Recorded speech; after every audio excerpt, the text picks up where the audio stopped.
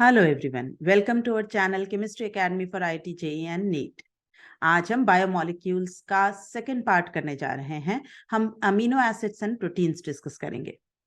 शुरू करने से पहले I would like to request you all to subscribe our channel in case if you haven't subscribed it yet. Please share our link or channel with your friends, peers, and family members. Do not forget to hit the like button in the end. That is definitely a very important encouragement for us to continue our channel. So let's start proteins. तो ये है proteins. देखिए, proteins जो है वो हमारे body के building blocks कहलाते हैं। और ये जो वर्ड है ये ग्रीक लैंग्वेज से डिराइव किया गया है, जिसमें प्रोटियोस का अर्थ होता है something that is of primary importance. तो definitely as they are building blocks of our body, they are a very important type of molecules in our living system. Okay, proteins are fundamentally polymers, and the monomer units of those polymers are called amino acids. नाम से ही कुछ clear है कि amino acid could be any compound with amino and acid functional group in it. अब उसमें amino यानी NH2 group होना चाहिए और एसिड मतलब कार्बोक्सिलिक एसिड ग्रुप होना चाहिए। बट ये पाया गया कि जितने भी नेचुरली अवेलेबल अमीनो एसिड्स हैं वो सारे के सारे अल्फा अमीनो एसिड ही पाए। हाँ, लैब में हम बीटा गामा डेल्टा कुछ भी बना सकते हैं, लेकिन नेचर में जो है वो सारे के सारे अल्फा अमीनो एसिड है। और हो सकता है कि उनके पास NH2COH के अलावा दूसरे फंक्शनल ग्रुप भी प्रेजेंट हो, लेकिन अल्फा पोजीशन पर NH2COH के होना ही चाहिए।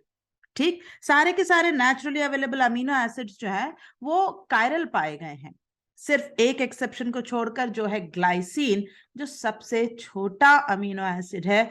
इसको छोड़ दिया जाए तो बाकी सारे के सारे amino acids are found to be chiral. और सारे के सारे जो कायरल हैं वो सभी एल कॉन्फ़िगरेशन में पाए गए।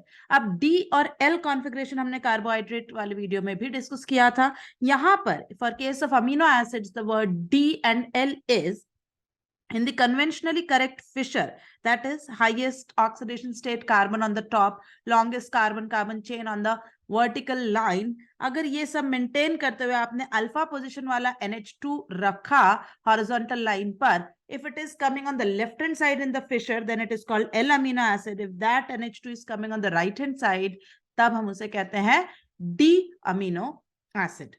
अब आप फिर से सुनिए कि सारे के सारे नेचुरली अवेलेबल अमीनो एसिड्स जो हैं वो एल अमीनो एसिड्स पाए गए हैं। एनसीईआरटी के टेबल के अनुसार हमें नेचुरली अवेलेबल अमीनो एसिड्स जो बेसिक हैं वो कुछ 20 अमीनो एसिड्स नेचुरली अवेलेबल हैं। हाँ, इसमें दूसरी बुक्स में कई बार 21 दिए हुए हैं, लेकिन एनसीईआरटी ने 20 अमीनो एसिड्स का ही जिक्र किया है। ये जो टेबल है, I would like to thank to the book Solomon, ये हमने सोलोमन से लिया है। और ये टेबल हमें धीरे धीरे याद करना ही पड़ेगा। They have trivial names, amino acids के कुछ ट्रिवियल नेम होते हैं, वो कहाँ से ओरिजिनेट हुए हैं, कैसे आए हैं, इन सब के आधार पर। बाकी उनके आईयूपीएसी नेम तो बहुत ही बड़े हो सकते हैं और वो हम उनका इस्तेमाल normally day to day life में नहीं करते हैं। और इन ट्रिवियल नेम के अलावा उनको एक लेटर या 3 लेटर के सिंबल से भी रिप्रेजेंट किया जाता है। जैसे देखिए, ये है ग्लाइसिन। अब नाम है glycine, but it is also represented by a small single letter G और अ 3 लेटर GLY। ये जो है pKa1 of the alpha COH, मतलब इस वाले COH का pKa1 होगा। ये जो pKa2 है ये NH2 इसका कॉन्जुगेट एसिड का होगा। और क्योंकि इसमें अल्काइल में ना तो NH3 प्लस है ना COH है, तो उसका कुछ भी नहीं। ये पीआई जो है ये आइसोइलेक्ट्रिक पीएच है, इसको मैं भी कुछ क्षणों के बाद आपको समझाऊंगी। ठीक, तो ये जो कुल अमीनो एसिड्स हैं ये इसी तरीके से हमें कुछ याद से करने पड़ेंगे। अब मैंने अपनी तरफ से याद कर रखे हैं, let me try to help you, अगर आपको याद हो जाए तो। कि देखिए, अमीनो एसिड जो होता है बेसिकली ये फिक्स होगा, NH2COH और R, ये हिस्सा तो हर हाल में इसका फिक्स ही होगा, सिर्फ ये R ही तो बदलता चला जाएगा और इस बदलते R के साथ ही नाम बदलते जाएंगे। हम कोशिश करते हैं हमें जो याद होंगे उनके नाम हम ऐड कर लेते हैं, जो नहीं होंगे उनको अपन पीछे पलट के टेबल पे देखते जाएंगे, है ना। इसमें कोई बड़ी बात नहीं, आप भी बिल्कुल ऐसे ही कोशिश करें। जैसे H है, if this R is H then it is glycine, if it is CH3 then the amino acid is called alanine. Okay, If it is isopropyl, then it is called valine. If it is isobutyl, okay, then it is called leucine. If it is this type of secondary butyl, then it is called isoleucine. And if it is PHCH2, then it is called phenylalanine. ये इतने जो हमने याद करे हैं, इनका तो बड़ा ही एक फेमस सा निमोनिक्स है. अगर इनके लिए हम फर्स्ट लेटर मार्क करके रखें तो उनका जो निमोनिक बनता है वो है गवली. ठीक है, इसका नाम गवलिप भी आप कह सकते हैं या गवली. Let me underline the first letter GAVLIP. This part इस फर्स्ट को याद करें तो इट इज कॉल्ड गवलिप या गवली, अगर आइसोल्यूसिन तक करें तो. ठीक, अब ये जो है ना PHOH फिनोलिक ग्रुप लगा हुआ ये जो स्ट्रक्चर है, this is called tyrosine. Okay, this is called tyrosine. और ये जो है this is called tryptophan. Tryptophan. ठीक, टायरोसिन एंड ट्रिप्टोफैन. आगे बढ़ते हैं हम. अब हमारे पास है देखो अल्कोहल वाले. CH2OH जब होता है तो सीरीन, और अगर CHOH और उसके आगे CH3 है तो it is called threonine. CH2SH cysteine, CH2CH2 methionine. अब ये जो दोनों हैं इनको अगर आप देखें तो CH2COH this is aspartic acid, glutamic acid. अब आप ध्यान दीजिए, अगर इस OH को बदल के इसका अमाइड बना देते हैं, है ना, तो ये बन जाता है एस्पार्जीन. ओके, और वैसे ही अगर आप ग्लूटामिक एसिड को बदल के इसका अमाइड बना देते हैं, इस OH को बदल के, तो ये बनेगा ग्लूटामिन. बड़ा आसान है इस पोर्शन को याद करना. आपको एस्पार्टिक एसिड, ग्लूटामिक एसिड तो वैसे भी याद रखना है क्योंकि दो ही एसिडिक अमीनो एसिड हैं. इनके अगर आप अमाइड्स बना देते हैं तो एस्पार्जिन और ग्लूटामिन बन जाता है. ठीक, अब आते हैं ये तीनों बड़े important basic amino acids.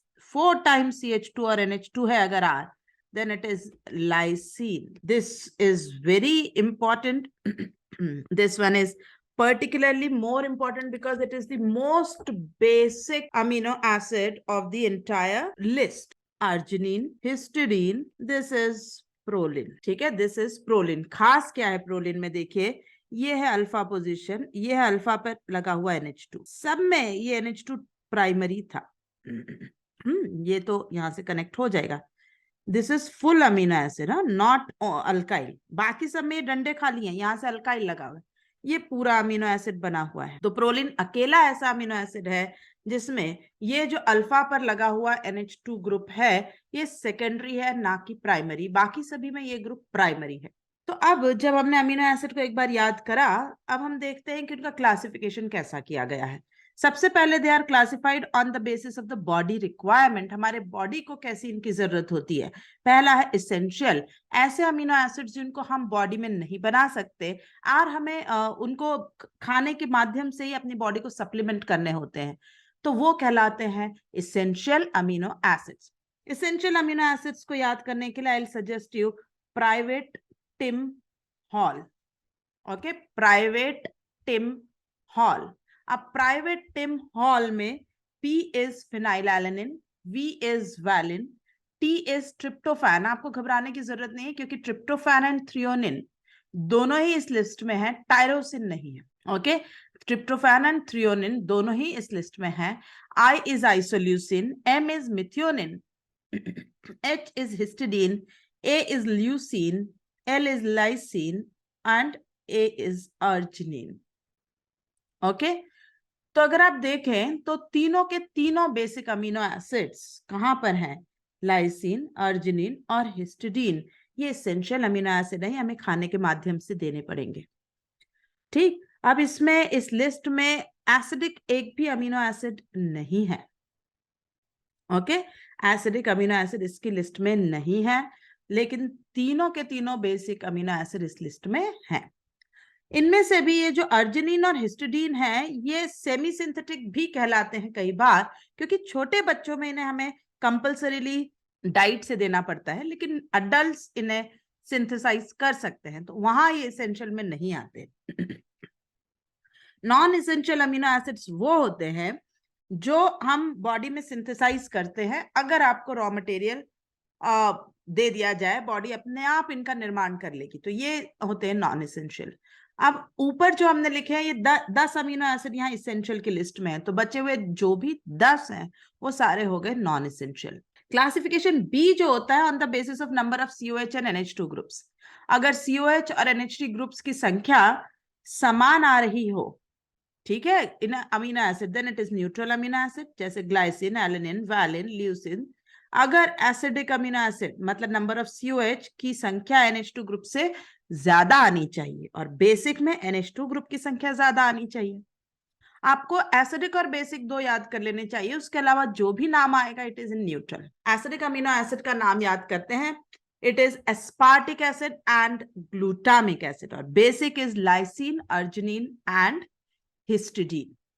Okay, some other important observations जो आप उस टेबल से कर सकते थे, जैसे only 2 amino acids contain sulphur, cysteine, methionine.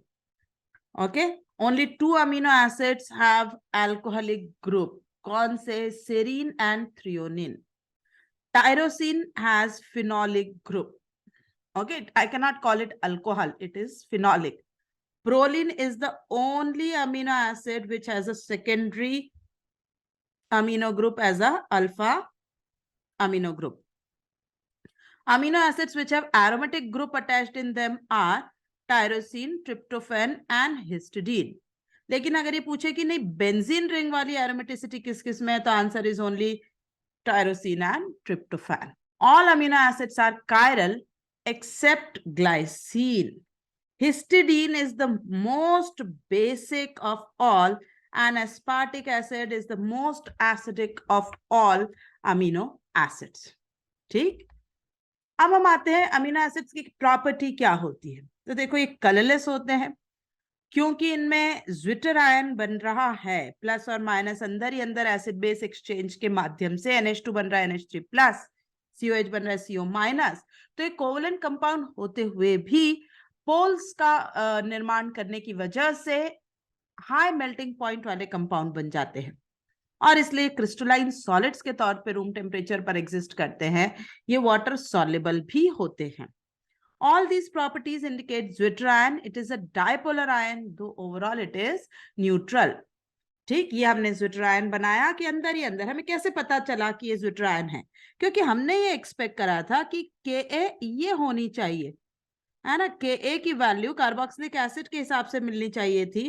Kb जो हमारा एक्सपेक्टेड था वो हमें NH2 के हिसाब से मिलना चाहिए, बट प्रैक्टिकली जब हमने ऑब्जर्व किया तो Kb जो है वो ये ऑब्जर्व किया गया, कौन सा? ये मेरे क्या अर्थ है कि ये conjugate base of carboxylic acid, और Ka जो ऑब्जर्व किया जाता था वो मिलता था conjugate acid of NH2 amino group, NH3 plus का आपको K मिलता था। तो ये जो ऑब्जर्वेशंस थी इन्होंने इंडिकेट करा कि this compound is existing as a zwitter ion.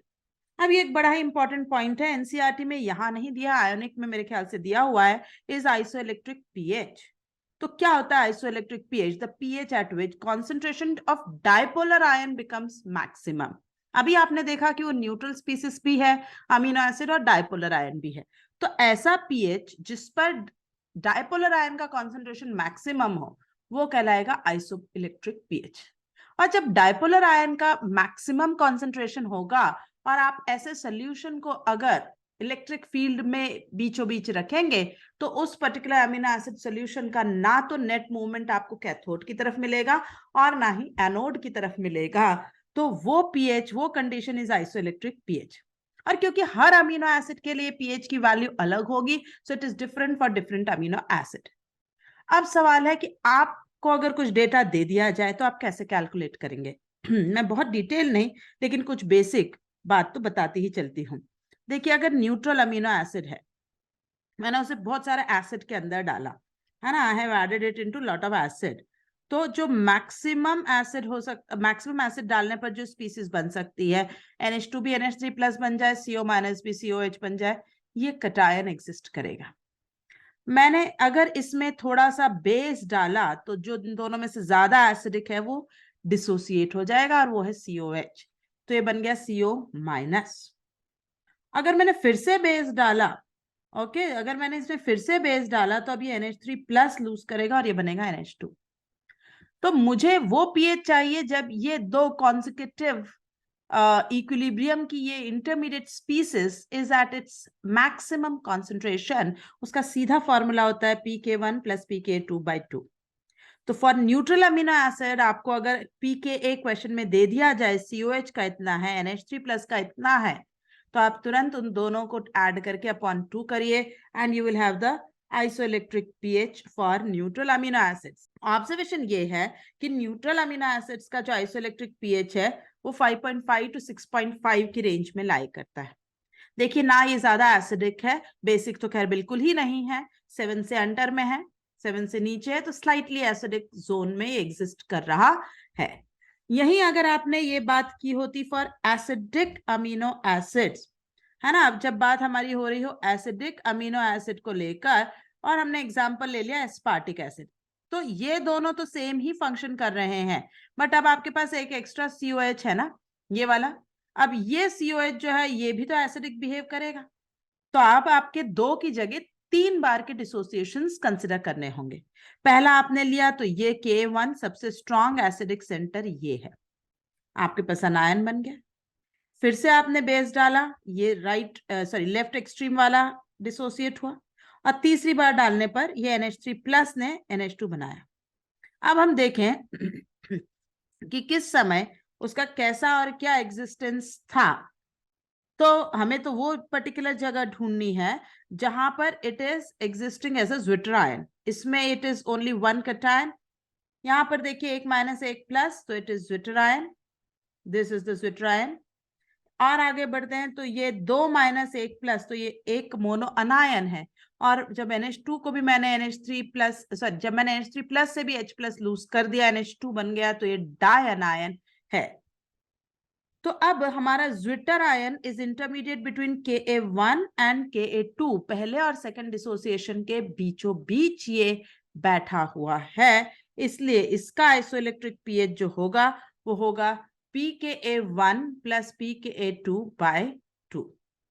अब 2 ही तो अमीनो एसिड है, एक एस्पार्टिक और एक ग्लूटामिक, तो 2 के जो आइसोइलेक्ट्रिक पीएच हैं वो 3 और 3.2 पाए गए हैं। अब आप देखिए न्यूट्रल का है टुवर्ड्स 5.5 जोन 6.5 तक ऐसा मानी, और ये है एसिडिक, कंपैरेटिवली हाईली एसिडिक, ये है एस्पार्टिक एसिड का, और ये है ग्लूटामिक एसिड का आइसोइलेक्ट्रिक पीएच। ठीक, अब इसी की बातें अगर आपने करी होती फॉर बेसिक अमीनो एसिड, अगर आपके पास बेसिक अमीनो एसिड होता तो आप क्या करते, है ना, अगर आपके पास बेसिक अमीनो एसिड होता तो आप NH3+ और NH3+ ये 2 कैटायन होते, COH, है ना। सबसे पहले आप उसे जितना प्रोटोनेट कर सकते हैं उस जगह से आप इक्विलिब्रियम लिखना शुरू करें। सबसे ज्यादा acidic is this one, COOH। Okay, तो ये जो K1 की बात करी जाएगी वो इसका होगा। Ka2 जो है वो ये है, और Ka3 ये है। ये बेटा आप में से कईयों को कंफ्यूज कर सकता है कि Ka2 अल्फा वाला होगा या दूर वाला होगा। मैं अभी आपको अपने टेबल वाले डेटा से भी एक बार चेक कर दूंगी, मैं कह रही हूँ अल्फा वाला होगा, है ना। अब आप इसी तरह से डिसोसिएट कर रहे हैं, फिर से ढूंढिए। Zwitter ion this time is in Ka2 और Ka3 के बीच में, इसलिए for basic amino acid isoelectric pH is pKa2 + pKa3/2। Okay, pK2 + pK3/2, और इनकी वैल्यू 7.6 से 10.8 के बीच में देखी जाती है। Is that clear? आइए हम एक बार लाइसिन का वैल्यू देख लें ताकि आपको क्लियर हो कि हाँ हमने सही काम करा है, या कोई कंफ्यूजन हो तो वो डिस्कस कर लिया जाए। कहाँ गया लाइसिन? ये रहा लाइसिन, ये रहा लाइसिन। अब इस लाइसिन में हम ढूंढना चाह रहे हैं कि भाई किसकी वैल्यू क्या है। लाइसिन की pK1 for carboxylic acid pK 2.2, ठीक है।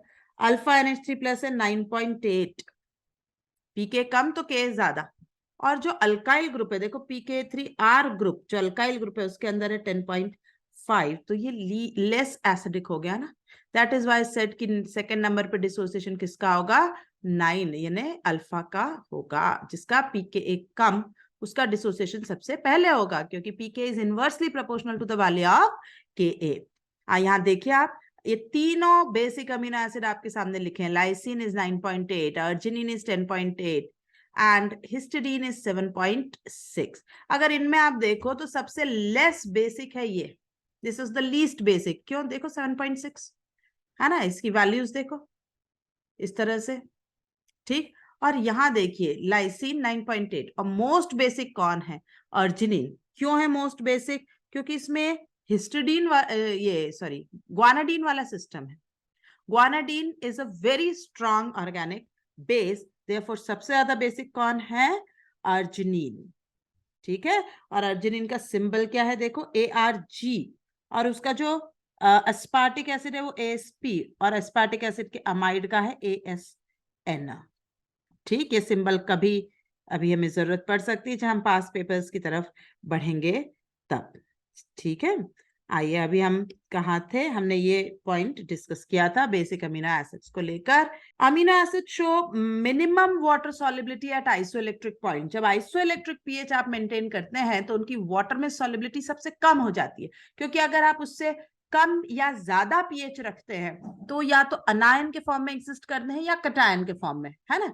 जैसे बिलो आपने रखा, लेस रखा पीएच फ्रॉम आइसोइलेक्ट्रिक, तो कटायन के फॉर्म में डोमिनेट करेंगे। अगर आपने आइसोइलेक्ट्रिक पीएच से ज्यादा रखा पीएच ऑफ द मीडियम, तो वो अनायन के फॉर्म में एग्जिस्ट करेंगे, ठीक है। बड़ी इंपॉर्टेंट चीजें हैं फॉर एडवांस। मेन से मुझे इस पॉइंट पे क्वेश्चन नहीं दिख रहे हैं, पर हाँ ये एडवांस में आपको बहुत काम आएगी ये लाइन। तो अमीनो एसिड जब आइसोइलेक्ट्रिक पीएच पर है तो उसका न्यूट्रल फॉर्म, एक तरह से dipolar ion is a neutral form ना, नीदर इट इज प्लस और माइनस। हाँ अंदर अंदर प्लस माइनस है, बट ओवरऑल कैसा हो जाता है वो, न्यूट्रल। तो वो न्यूट्रल होने की वजह से वाटर सॉल्युबिलिटी उसकी कैसी हो जाती है, मिनिमम। आइए रिएक्शंस देखते हैं अमीनो एसिड्स की। तो सबसे पहले हम इनकी रिएक्शन को कैसे देखेंगे मैं ये बताती हूँ। हम देखेंगे इंडिपेंडेंटली NH2 की वजह से क्या रिएक्शन है, COH की वजह से क्या रिएक्शंस है, और तीनों के एक साथ होने की वजह से क्या रिएक्शन है। ऐसे तीन हिस्सों में। ए, ड्यू टू अमीनो ग्रुप। अब अमीनो ग्रुप मतलब NH2 प्राइमरी अमीनो ग्रुप की बात कर रही हूँ, तो विथ HNO2 अगर हम बात करें तो RC, अब मैं इसमें फिशर की बात नहीं कर रही हूँ, है ना, CHNH2। जब इसकी रिएक्शन हम कराते हैं HNO2 मतलब NNO2 प्लस HCl का इस्तेमाल करते हैं, तो ये डाइजोनियम, क्यों, क्योंकि ये हमेशा सोर्स होता है NO प्लस का, this will form diazonium here and ultimately you will get alcohol. ये जगह पर NH2 जो है ये तो नाइट्रोजन बन के लिबरेट हो जाएगा, और इस जगह पर आ जाएगा OH। इंपॉर्टेंट बात यह है कि हमेशा ये जो OH आएगा, क्योंकि कायरल सेंटर के ऊपर बात हो रही है ना, तो रिटेंशन ऑफ कॉन्फ़िगरेशन, ये जो सेंटर है इसकी कॉन्फ़िगरेशन इस ओरिजिनल सेंटर के जैसी ही रहेगी। जिस पोजीशन पे NH2 था उसी पोजीशन पर OH की एंट्री आप देखेंगे, ठीक। With acetyl chloride it forms amide, बिल्कुल, क्योंकि फिर से यही बात कि COOH NH, अगर आपने एसिटाइल क्लोराइड लिखा है ना, COCl CH3, तो ये HCl गया और ये क्या बना लेगा, इस जगह पर अमाइड लिंकेज बन जाएगा, NHCO CH3, ऐसा अमाइड लिंकेज बनता चला जाएगा, ठीक। अगर आपने स्ट्रॉन्ग इनऑर्गेनिक सॉल्ट लिए जैसे H2SO4 वगैरह, तो ये जो NH2 पार्ट है इट विल फॉर्म सॉल्ट। कैसे सॉल्ट, NH3 प्लस बनाकर, है ना। स्ट्रॉन्ग एसिड के सामने COH तो डिसोसिएट होगा नहीं। अगर आपने स्ट्रॉन्ग इनऑर्गेनिक एसिड डाला जैसे हमने कहा H2SO4, तो ये बना लेगा RCHCOOH NH3 plus HSO4 minus. इस तरीके के सॉल्ट्स बनाता जाएगा, ठीक। दूसरी रिएक्शंस पर हम आते हैं, रिएक्शंस जो कि उसके COH ग्रुप की वजह से दिखाई जा रही है। तो एस्टर फॉर्मेशन, सबसे पहले हम इसकी देख रहे हैं रिएक्शन कि अगर इसके पास ये जो कार्बोक्सिलिक एसिड ग्रुप है ना, अगर आपने इसमें इथेनॉल डाला C2H5OH और drops of H2SO4 concentrated H2SO4 उसमें ऐड करा तो ये RCHNH2COOC2H5 ये देखिए ये एस्टर बन गया है। और ये एस्टर बनाने की टेंडेंसी किसकी है? एसिड ग्रुप की, इसलिए देखने को आपको मिल रहा है। ठीक, अगर इसी तरीके से आपने ये जो एसिड है उसका रिडक्शन करा दिया with LiAlH4 lithium aluminium hydride, again NH2 पर इसकी कोई एक्शन नहीं है, लेकिन ये जो एसिड है इसके लिए तो ये बड़ा फेमस रिड्यूसिंग रिएजेंट है, अल्कोहल बना लेगा। तो आपके पास क्या बन गया देखो, अमीनो अल्कोहल। और लास्ट अगर आपने इसको ट्रीट कराया विथ with NaHCO3, तो carboxylic acid have a special characteristic property, they being a stronger acid than H2CO3 will displace H2CO3, है ना। और नतीजा क्या, ये H2CO3 बनेगा, but H2CO3 being unstable will have CO2 liberation. So these carboxylic acids will also liberate CO2 on addition of aqueous Na2CO3. ठीक, और ऐसी प्रॉपर्टी जो दोनों NH2 और COH ग्रुप की वजह से हो, वो हम पहले डिस्कस कर चुके हैं कि ज़्विट्रायन का बनना, high water solubility, high melting point का दिखना, ये सब इन दोनों के एक साथ प्रेजेंट होने की वजह से होंगी। अभी तक हमने बात करी इज ऑफ अमीनो एसिड, अब हम बात कर रहे हैं प्रोटीन की। मतलब अगर अमीनो एसिड आपस में पॉलीमराइज हुए तो जो बड़ा स्ट्रक्चर बन रहा है वो कैसे और क्या। Okay, it is studied at 4 levels, primary, secondary, tertiary and then quaternary. Primary structure क्या होता है? देखो, primary structure of a protein का अर्थ है the exact sequence of amino acid and the exact number of amino acid present in a protein. एकदम आपको sequence बहुत फिक्स होनी चाहिए, ABC ABC ABC। By error, by nature की error, अगर कहीं गलती से भी ABC की जगह AB हो गया तो कोई दूसरा प्रोटीन बन जाएगा, और हो सकता है वो आपके लिए कोई अच्छी चीज, नया इवोल्यूशन लेकर आए, नया म्यूटेशन लेकर आए, और ये भी हो सकता है कि वो किसी बीमारी का कारण बन जाए। ठीक, तो इनकी सीक्वेंस बहुत ही फिक्स होती है, और वो फिक्स सीक्वेंस एक फिक्स प्रोटीन का ही प्रोडक्शन करती है। If the sequence is changed, yes, it will be some protein, but we don't know how it is going to affect you, positive or negative.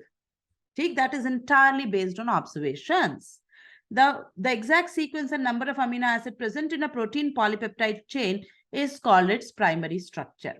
Amino acid bond together by amide linkage to form polymers, and this amide linkage is called the peptide linkage, and the polymer जो बनेगा, अगर 2 amino acid जुड़े हैं तो dipeptide, 3 tripeptide, ठीक है। अगर 10 या उससे ज्यादा तो पॉलीपेप्टाइड, और 100 और उससे ज्यादा, और वेट भी इतना 10,000 यूनिट से ज्यादा, then it is called protein. खैर, ये डेफिनेशन कोई एकदम बिल्कुल फिक्स नहीं है कि इसी स्टेज पर आप इसे प्रोटीन कहेंगे और उससे कम पर आप प्रोटीन नहीं कहेंगे, ऐसा कोई रूल नहीं है ना। क्योंकि ये कई बार होता है कि भाई ये प्रॉपर्टीज जो है वो प्रोटीन की दिखा रहा है, फिर हो सकता है कि वो संख्याओं को फॉलो ना कर रहा।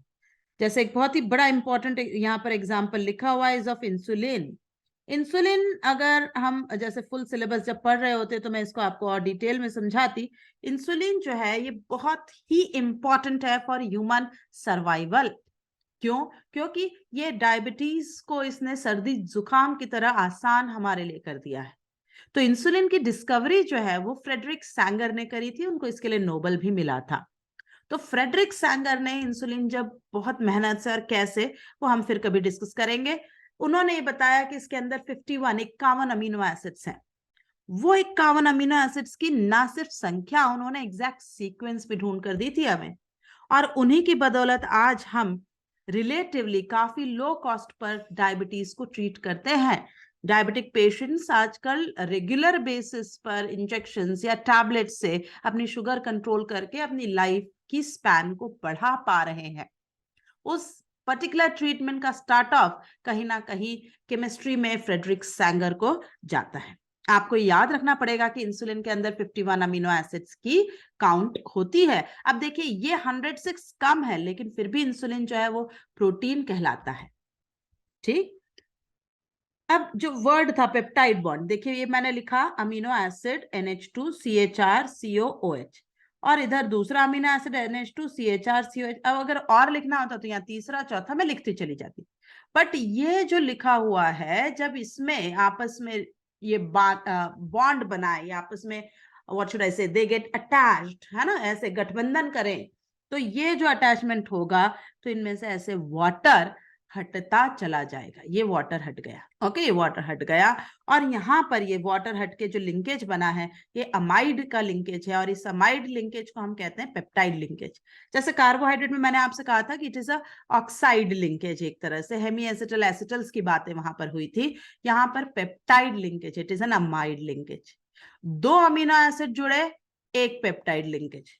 अगर तीसरा अमीनो एसिड और जुड़ता, दो पेप्टाइड लिंकेज।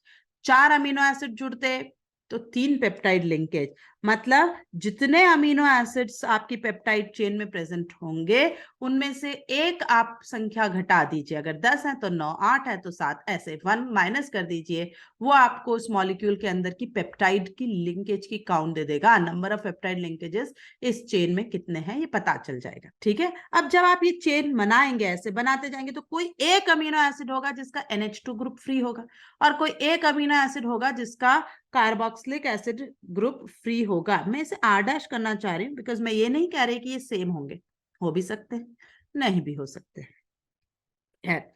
तो वो अमीनो एसिड जिसका NH2 ग्रुप फ्री है पूरी पेप्टाइड चेन के अंदर, वो कहलाएगा बच्चों N टर्मिनल अमीनो एसिड, और वो जिसका COH ग्रुप फ्री होगा वो कहलाएगा C टर्मिनल अमीनो एसिड। और ये सिर्फ एक कन्वेंशन है कि आप जब पेप्टाइड चेन को पेपर पे रिप्रेजेंट करेंगे तो आप अपनी लेफ्ट एक्सट्रीम पर N टर्मिनल अमीनो एसिड और एक राइट एक्सट्रीम पर C टर्मिनल अमीनो एसिड लिखेंगे। It is just a matter of practice, okay. अब आती है बात सेकेंडरी स्ट्रक्चर की। तो सेकेंडरी स्ट्रक्चर, अब हमने ये देख लिया कि भाई अमीनो एसिड ऐसे जुड़ते चले जाएंगे और एक बड़ी सी पेप्टाइड की चेन बनाएंगे। अब ये पेप्टाइड की चेन जो बनी है ये नेचर में 3D में कैसा शेप लेगी, कैसा कंफर्मेशन लेगी, कैसा अरेंजमेंट लेगी, उसके आधार पर सेकेंडरी स्ट्रक्चर डिफाइन होता है। सेकेंडरी स्ट्रक्चर दो तरीके का देखा गया है। पहला इज अल्फा हेलिक्स, है ना, इसमें आप देखें राइट हैंडेड हेलिक्स बनाया गया है, ये अपन ने एनसीईआरटी से लिया है। राइट हैंडेड स्पाइरल अगर ऊपर को चढ़ता चला जा रहा है तो ये है हमारा अल्फा हेलिक्स स्ट्रक्चर। मैं इसे थोड़ा सा एक्सपैंड कर रही हूँ दिखाने के लिए। अब देखिए जब ये एक लूप पूरा घूम रहा है तो जो अमाइड का NH है वो दूसरे घूमते हुए लूप के कार्बोनिल से H बॉन्ड कर रहा है, डॉट क्या है, H बॉन्ड, फिर दूसरा NH ने ऊपर H बॉन्ड कराई, इस तरह से घूम रहे। ठीक है, इसका जो NH है वो ऊपर वाले से H बॉन्ड कर रहा है। Is that clear? ये पीछे जो NH है ये कार्बन से, इस तरीके से ये पूरा जो स्ट्रक्चर है स्प्रिंग की तरह तैयार तो हुआ, लेकिन H बॉन्ड ने उसको एग्जैक्ट शेप, एग्जैक्ट रिजिडिटी दी कि ये ऐसा घूम कर सीढ़ियां जो जाती हैं ऐसा स्ट्रक्चर बन जाएगा। These structures arise due to the regular folding of the backbone of the polypeptide chain due to hydrogen bonding between C double bond O and NH groups of the peptide bond। ठीक, दूसरा structure होता है beta pleated. ये beta pleated में देखो क्या किया गया है, इस बीटा प्लीटेड स्ट्रक्चर के अंदर ये आप देखिए ये वाली जो है वो एक अमीनो एसिड की लंबी सी चेन है, ये जो है ये दूसरी चेन है, ठीक है, और फिर ये जो है ये तीसरी चेन है। तो इनको ये जो स्ट्रक्चर इनको खींच दिया गया, लंबा किया गया, तो ये एग्जैक्ट लीनियर नहीं हो जाएंगे, जिगजैग जिगजैग जिगजैग रहेंगी।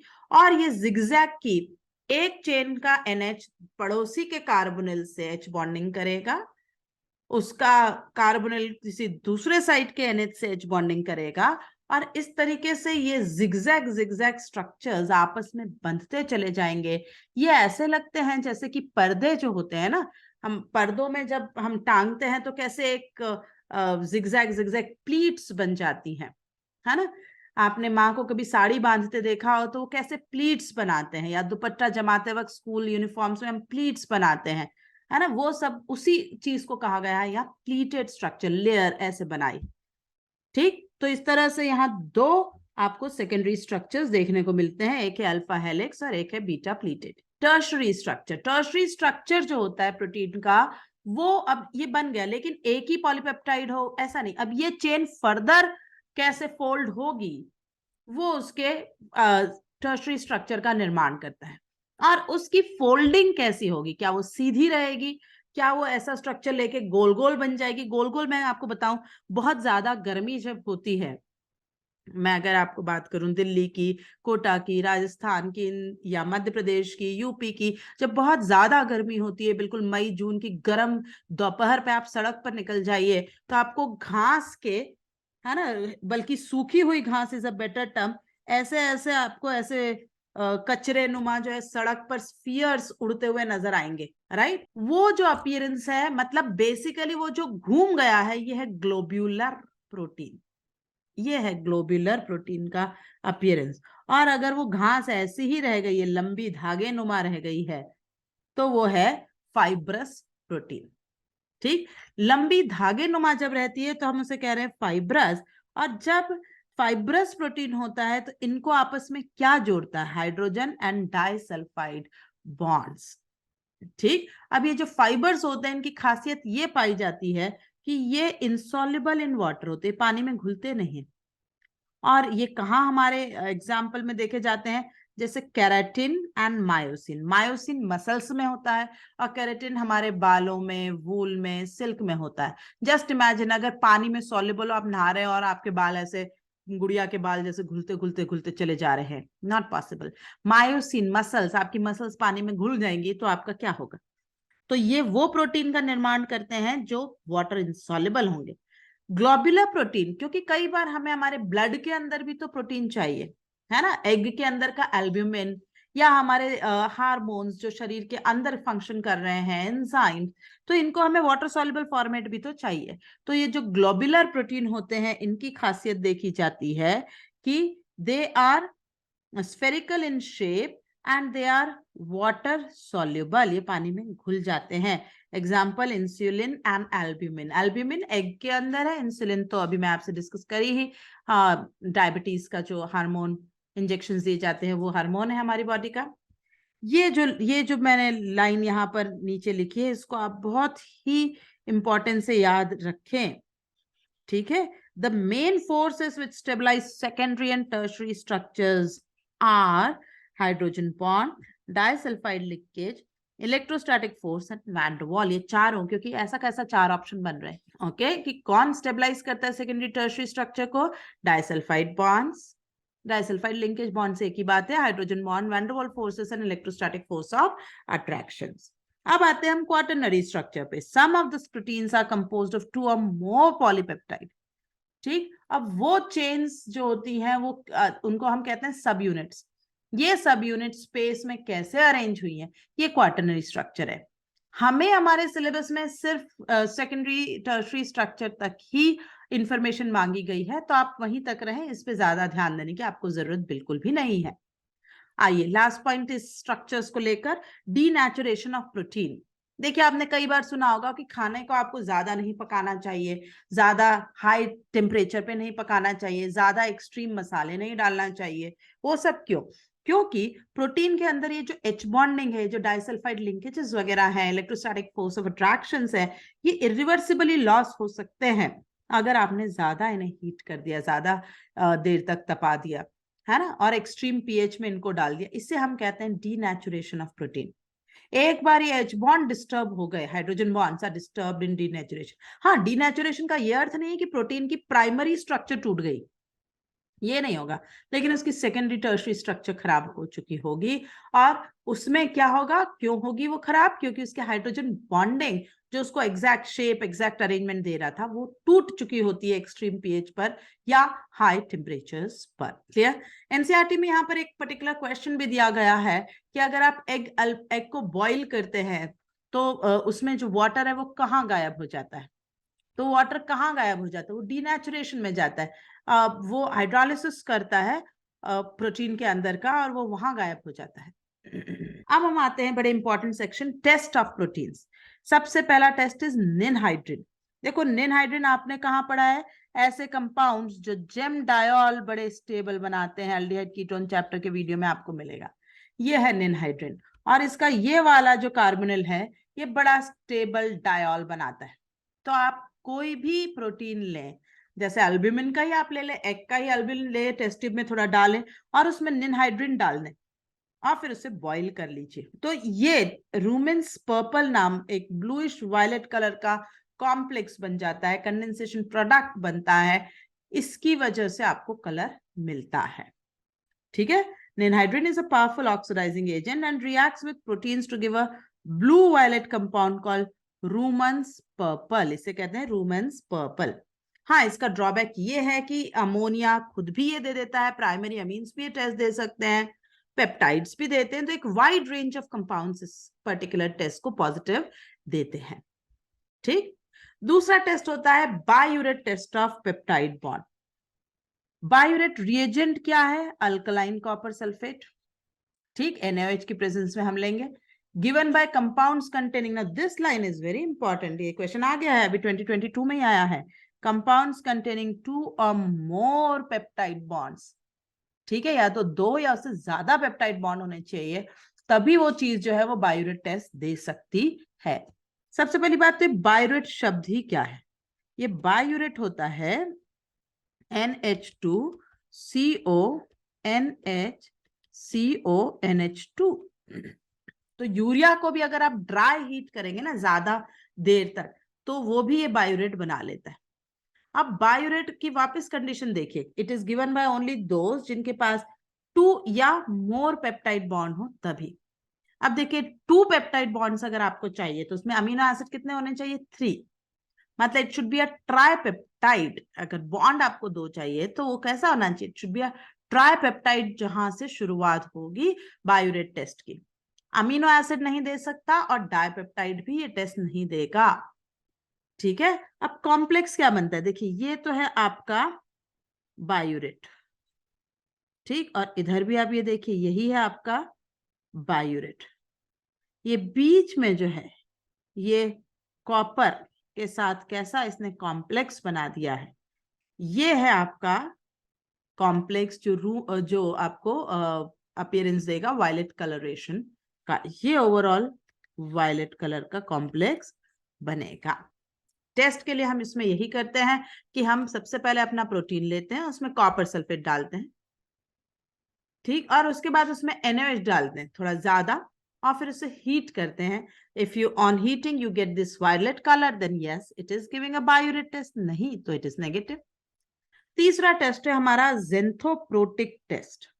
ओके, जेंथोप्रोटिक टेस्ट की भी एक बड़ी इंपॉर्टेंट खासियत है, it is given by only aromatic groups. ऐसे अमीनो एसिड होने चाहिए आपके प्रोटीन के अंदर, या फ्री अमीनो एसिड है तो उसके अंदर, जिसमें एरोमेटिक ग्रुप होना चाहिए। यहां वर्ड एरोमेटिक है, मुझे ऐसे खास चाहिए जिनमें बेंजीन रिंग हो। ठीक है, तो ऐसे जिनमें बेंजीन रिंग हो वो वाले aromatic system undergo nitration on heating with concentrated HNO3। अब हम क्या करते हैं, हम प्रोटीन लेते हैं जो हम कह रहे हैं कि उनमें एरोमेटिक हो, ऐसा जो प्रोटीन आपके पास है उसमें आप कॉन्सेंट्रेटेड HNO3 डालकर और इसको अच्छे से हीट कर लीजिए। ठीक, उसके बाद आप इसके अंदर डाल दीजिए थोड़ा सा बेस NaOH। तो जब आप इसे हीट करते हैं तो वो जो बेंजीन रिंग्स है ना उनका नाइट्रेशन हो जाता है और आपको येलो कलर का अपीयरेंस देखने को मिलेगा। ठीक, जब आप इसे हीट करेंगे तो आपको येलो अपीयरेंस देखने को मिल रहा होगा। अब आप उनका अगर सॉल्ट बनाते हैं NaOH के साथ, तो जो सॉल्ट होते हैं ना ये ऑरेंज कलर के होते हैं। तो इस तरह से जो पूरा है कि प्रोटीन में आपने पहले HNO3 डाला तो येलो, और फिर NaOH के साथ सॉल्ट बनाया तो ऑरेंज। ये है आपका पूरा जेंथोप्रोटिक टेस्ट। ठीक, आइए अब हम कुछ पास्ट ईयर क्वेश्चंस थोड़ा सा डिस्कस करते हुए चलें। The correct sequence of amino acids present in the tripeptide given below. अगर आप ये 3 लेटर याद कर सकते हैं तो ठीक, नहीं तो थोड़ा सा तुक्का लगाने से काम बढ़िया बन रहा है। आइए जरा देखें कैसे। हाँ, अमीनो एसिड के स्ट्रक्चर्स बड़े अच्छे से याद होने चाहिए। देखिए ये अमाइड लिंकेज सबसे पहले आप ढूंढेंगे, और उनको ब्रेक करेंगे। The first approach is you will break this amide linkage. अब यहाँ देखिए, ये है अल्फा, अल्फा पोजीशन पे अल्काइल और ये अल्फा NH2। तो मेरा अल्काइल क्या है फर्स्ट पे? आइसोप्रोपाइल, है ना, आइसोप्रोपाइल। और आइसोप्रोपाइल है मतलब ये ल्यूसीन है, ल्यूसीन, वैलिन, THR, ये सब तो उसके सिंबल हो ही नहीं सकते, है ना। तो sorry, isopropyl is valine, isopropyl is valine, तो वैलिन से VAL होना चाहिए। ये तो बिल्कुल फिक्स है, इसलिए उन्होंने ऑप्शन भी आपको नहीं दिया है, क्योंकि CH2OH तो कोई भी पहचान लेगा, सेरीन। ये है 309, है ना, CHOH, ये है आपका 309। क्लियर? तो इसलिए आंसर हुआ इसका 4। ठीक, ल्यूसीन जो मैंने वर्ड बोला था ना, वो ये है। आइसोब्यूटाइल अगर अटैच होता है देन इट इज ल्यूसीन, और अगर आइसोप्रोपाइल अटैच होता है देन इट इज वैलिन। अगर यहां से अटैचमेंट है तो वैलिन है। Clear? The peptide that gives positive ceric ammonium nitrate test. Okay, CAN test पूछ रहा है, ceric ammonium nitrate. CAN test is characteristic of alcohols, है ना। तो आपको ऐसी कॉम्बिनेशन ढूंढनी होगी जिसमें अल्कोहलिक ग्रुप हो, और अल्कोहलिक ग्रुप सेरीन में दिख रहा है, तो आंसर हो जाना चाहिए 2। Lysine, aspartic acid, aspartic acid, aspartic acid, glycine, और किसी में भी नहीं है, तो आंसर इसका है 2। आइए क्वेश्चन नंबर 3 पे आते हैं। The correct structure of product P in the following. ASN, है ना, ये है हमारा एस्पार्जिन। एस्पार्जिन मतलब इट इज एन अमाइड। आइए जरा स्ट्रक्चर याद दिलाओ मैं। एस्पार्टिक एसिड का अमाइड मतलब CH2। Let me change the colour of the pen. तो मुझे ये asparagine is an amide of aspartic acid, है ना। तो ये है मेरा एस्पार्जिन। उसके बाद ये है सीरीन। ठीक है, तो इसका मतलब है, मैंने क्या कहा था, ये N टर्मिनल होगा, ये C टर्मिनल। ऑर्डर ये है लिखने का, तो हमें उसी तरीके से लिखना पड़ेगा। तो इसका NH2CH, इसका R यहाँ जोड़ना है मुझे, सीरीन है मतलब CH2OH और COOH। तो यहां से जाने वाला है आपका वाटर। ठीक, तो अब अगर आपको ये पकड़ में आ गया है कि क्या बनना चाहिए, ठीक, ये आपका स्ट्रक्चर बनना वाला है। ये एसिड, ये NH2 ग्रुप जुड़ेगा, ये आपका अमीन ग्रुप है, ये अमाइड ग्रुप है। अब ये कह रहा है इसका एसिटाइलेशन कर रहा है ना। पहले मैं लिख दूं कि मैंने क्या बनाया। NH2CO, CH2CH, NH2CO, okay, CO, NHCH, CH2OH, COOH। अब जब इसका एसिटाइलेशन करने की बात हो रही है, CH3CO, इसका अनहाइड्राइड से ट्रीटमेंट हो रहा है, तो कौन करेगा ये ट्रीटमेंट? ये NH2 करेगा। सवाल है NH2 किसका फ्री है? आपको लगेगा ये ना, this is not nucleophilic, this is weak nucleophile. बोले न्यूक्लियोफाइल अच्छा चाहिए, yes, this is a better nucleo, stronger nucleophile, this will attack here, acetylation होगा। तो मेरे पास स्ट्रक्चर के अंदर ये तो अमाइड रहेगा ही, और ये NHCOCH3 भी बन जाएगा। ठीक है, राइट हैंड साइड मेरा कोई चेंज नहीं आएगा, right hand side it should be COH only, लेकिन लेफ्ट हैंड साइड जो है वो मेरा एसिटाइलेशन हो जाएगा NH2 पर। ठीक, अब और कोई यहां पर कर सकता है, फिर से आगे बढ़ती हूँ मैं। तो देखें, COH मैंने कहा है कि राइट हैंड साइड नहीं होगा, ओ लेकिन OH अल्कोहल तो एसिटाइलेशन देगा, है ना। तो मेरा एक और मोल जो मीडियम में होगा वो इस अल्कोहल पर अटैक से यहाँ एस्टर लिंकेज बनेगा। तो इस साइड एस्टर बन रहा होगा और इस साइड अमाइड। तो मुझे लगता है यही आंसर है, दिस इज द आंसर। देखो अल्फा NH, है ना, ये अल्फा NH पर ही अमाइड एसिटाइलेशन, ये CH2CONH2, ये तो ओरिजिनल एसिड जो बचा, और ये CH2O, ये एस्टर, और ये है हमारा बनाया हुआ अभी एसिटाइलेशन के बाद का अमाइड। तो answer has to be 1। Clear? तो अगर आप एकदम से परेशान भी हो तो थोड़ा लिख कर देखें, बिल्कुल पॉसिबल है कि आप उस आंसर को बना जाए, कर जाए। The correct structure of histidine in a strongly acidic solution. Okay, histidine का स्ट्रक्चर यहाँ लिखा हुआ है ना। अब हमसे कह रहे हैं कि बताइए कि इसमें कौन सा जो है वो pH 2 पर इसका एग्जिस्टेंस होगा। क्लियर है? pH 2 पर मतलब मीडियम इज हाईली एसिडिक। जब हाईली एसिडिक है तो हम जितने हमारे मेन बेसिक सेंटर्स हैं उन पर हम प्रोटोनेशन करेंगे। देखिए ये तो CO माइनस से COH हुआ, NH2 से NH3 प्लस हुआ ही। ये जो दो नाइट्रोजन्स हैं, ये नाइट्रोजन तो रेजोनेटिंग लोन पेयर है और डबल बॉन्डेड नाइट्रोजन का प्रोटोनेशन होना चाहिए, तो आंसर हैज टू बी 1। ये गलत है ना। एक तो CO माइनस ही बच गया, ये तो नहीं हो सकता। CO माइनस ही बच गया, ये नहीं। इसका चांस ये क्यों गलत हो गया? क्योंकि इसने रॉन्ग प्रोटोनेशन करा है। ये तो वो लोन पेयर है जो एरोमेटिसिटी का हिस्सा थी, ये तो प्रोटोनेट हो ही नहीं सकती थी, तो ये कैसे हो गई? इसलिए ये रॉन्ग प्रोटोनेशन है, इसलिए ये आंसर भी हमने छोड़ा। अब आते हैं हम 2020 मेंस में। The number of carbonyl groups present in this, फिर से एस्पार्जीन। एस्पार्जीन मैं फिर से लिखूंगी क्योंकि जितनी बार लिखूंगी शायद आपको धीरे धीरे याद होता चला जाएगा। तो CONH2 CH2 CH NH2COH। अब उसी के आगे ग्लूटामिक एसिड की तैयारी है ना। तो ये हो गया इसका structure, glutamic acid NHCH CH2 CH2 COH, फिर CO, फिर लाइसिन। लाइसिन मतलब अब बेसिक अमीनो एसिड है ना। बेसिक अमीनो एसिड तो पहले मैं अपना R बाद में लिखती हूँ, पहले पूरा COOH लिख लूं। उसका R होता है CH2 4 टाइम्स NH2। ठीक, हमें GLU जो है ये पता होना चाहिए कि GLU इज ग्लूटामिक एसिड, है ना। Glutamine is GLN, GLU is glutamic acid. ASP is also aspartic acid, मैंने एस्पार्जीन लिख दिया, नो इट इज ASP लिखा है तो फिर एस्पार्टिक एसिड, है ना। अभी हमने पिछले क्वेश्चन में करा ना, ASN इज एस्पार्जिन, तो ये है एस्पार्टिक एसिड। अब हमसे पूछा है how many carbonyl functional groups. चलो देखते हैं सी डबल बॉन्ड ग्रुप कितने हैं।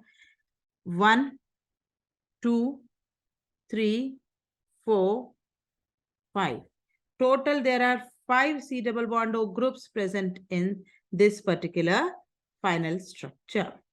Clear? So answer is 5. Number of chiral center present in threonine is, now what was threonine? Every time you have to remember that. NH2CHCOOHR. What is R? R is CHOHCH3. Okay, CHOHCH3। तो अब आप देखें कितने chiral center हैं structure के अंदर, एक ये रहा और एक ये रहा। So इसलिए there are 2 chiral centers in this structure. Which of the following is not essential amino acid? Essential के लिए मैंने आपको कहा था कि आप याद करिए प्राइवेट टिम हॉल, है ना। वालिन, yes it was in the list. Lysine सारे के सारे जो बेसिक अमीनो एसिड थे वो इस लिस्ट में हैं। ल्यूसिन बिल्कुल इस लिस्ट में है, तो ये भी नहीं हो सकता आंसर। तो आंसर तो रहा फिर एक ही, दैट इज थ्रियोनीन, क्योंकि 1 2 और 3 तीनों के तीनों इस लिस्ट में, एसेंशियल अमीनो एसिड की लिस्ट में हैं। Is that clear? ठीक, अब हम आते हैं the number of chiral carbons present in this particular peptide. सबसे पहले अब हमें दिया है ILE, दैट इज आइसोल्यूसिन। चलो फिर से बनाते हैं। तो CH3 CH2, जितनी बार आप बनाते जाएंगे उतना ही आपका काम बढ़ता जाएगा। CH NH2 CO, उसके बाद है ARG। ARG इज बेटा अर्जिनिन, ठीक है। ARG क्या होता है? अर्जिनिन। अर्जिनिन हमारा बड़ा ही स्ट्रॉन्ग सा बेस है, इसका मैं अल्काइल अभी बाद में बनाती हूँ। CHCO, फिर उसके बाद है PRO प्रोलिन, है ना।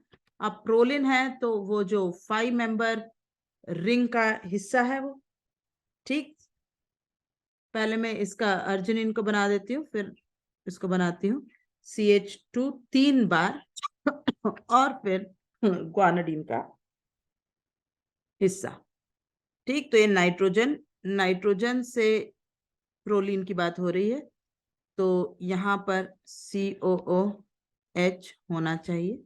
ये हो गया आपका overall structure of this particular compound या दिस पर्टिकुलर पेप्टाइड जो इन्होंने कहा। अब ये कह रहे हैं इसमें कायरल कार्बन कितने होंगे, कायरल कार्बन्स, ठीक है। चलो लेफ्ट से right, first second, this seems to be chiral, इसके अंदर कोई कायरल कार्बन नहीं है।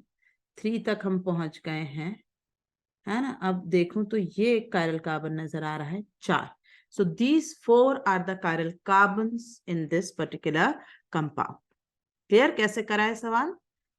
2021. The secondary structure of protein is stabilized by. अभी थोड़ी देर पहले ही मैंने पॉइंट डिस्कस करा था कि secondary structures are stabilized by hydrogen bonding and disulfide linkage. Which of the following is correct structure of tyrosine? Tyrosine में हमने कहा था कि it will have CH2OH as an alkyl group. Okay, क्या होगा टायरोसिन के अंदर? CH2 और फिर बेंजीन पर OH। तो देखें CH2 और फिर बेंजीन की पैरा पर OH, आंसर 4 है ना। CH2 बेंजीन पर OH तो ये भी है, लेकिन ये मेटा पर है, बाकियों में CH2 संख्या ज्यादा दी हुई है। क्लियर ना। यहां पर हमसे पूछा हुआ है which of the following is not an example of fibrous protein? तो फाइब्रस प्रोटीन कौन सा नहीं है? मैंने अभी थोड़ी देर पहले बताया था, albumin. A peptide synthesized by the reaction of one molecule each of glycine, leucine, aspartic acid and histidine will have so many peptide linkages. आइए कितने अमीनो एसिड? 1 2 3 4, है ना। 4 अमीनो एसिड हमें नजर आए, तो 4 अमीनो एसिड्स हैं, -1 will be number of peptide linkage. Answer should be 3. Clear? 13. The total number of negative charge in the tetrapeptide. Again आपको पहले स्ट्रक्चर पता होना चाहिए। तो glycine is the smallest one, ठीक, जिसमें that particular the alpha position R is H, तो it is NH2CH2CO, है ना। GLU is glutamic acid, ठीक है, is glutamic acid। Glutamic acid का NHCHCO, यहाँ क्या होगा? CH2COOH। उसके बाद दिया एस्पार्टिक एसिड, ओके, फिर से लिखो NHCHCH2COH। फिर ये आगे बढ़ेगा CO, एस्पार्टिक एसिड के बाद टायरोसिन, तो CO, फिर NHCHCOOH, और टायरोसिन का अभी हमने डिस्कस किया एक पिछले सवाल में, OH। करेक्ट। ये है हमारा पूरा structure of the polypeptide. The total number of negative charges in the tetrapeptide when the pH is 12.5। अगर आपने इसमें pH कर दिया 12.5, तो ये तो एसिडिक अमीनो एसिड्स इसमें दिख रहे हैं दो दो। It has 2 acidic amino acids. So pH 12.5 is quite high. अच्छा खासा acidic, अच्छा खासा alkaline condition है। तो कौन कौन से इसमें से साइड से हम कह सकते हैं कि we lose H+? I think 1 आपने बेसिक किया तो ये H जाएगा, 2 3, और ये फिनोलिक विल बी 4th, क्योंकि फिनॉल का pKh है वो 10 है। अगर आपने उससे ज्यादा कर दिया, बेसिक हो जाएगा, फिनॉक्साइड बन जाएगा, तो I will have 4 negative charge when I form its condition और its solution at pH 12.5। Okay, so 2022 Mains पर आ गए हम। अब हमसे पूछ रहे हैं in alanyl, glycyl, leucyl, aniline, valine, the number of peptide linkages is. हम देखें कितने हैं, 1 2 3 4 5, है ना। 5 आपके अमीनो एसिड्स हैं, तो पेप्टाइड लिंकेज हो गए 4।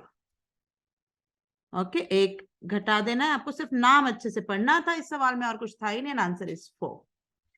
How many of the given compounds will give a positive biuret test? Oh, positive biuret. चलो देखते हैं। ये ग्लाइसिन, नो।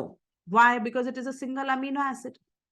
ग्लाइसिन एलेनिन, तो इसमें तो एक ही पॉलीपेप्टाइड, एक ही पेप्टाइड लिंकेज होगा, ये भी नहीं। हमने क्या कहा, 2 या उससे ज्यादा होने चाहिए, तो या तो ट्राइपेप्टाइड देगा या बायोरेट, तो आंसर इज ट्रू। ठीक। The secondary structure of protein that is unaffected by heating is, ठीक सर, द सेकेंडरी, मैंने रीडिंग एरर करी, द स्ट्रक्चर ऑफ प्रोटीन, तो definitely it is the primary structure. बहुत सिंपल क्वेश्चन आते हैं बेटा, अच्छे से जितना आप लेक्चर अभी मैंने बताया आप इसको ढंग से पढ़ लें, इसको समझ लें, that is more than enough for your mains. अगर आपको ये पूरा याद रह गया तो आपको कोई सवाल रुकना नहीं है।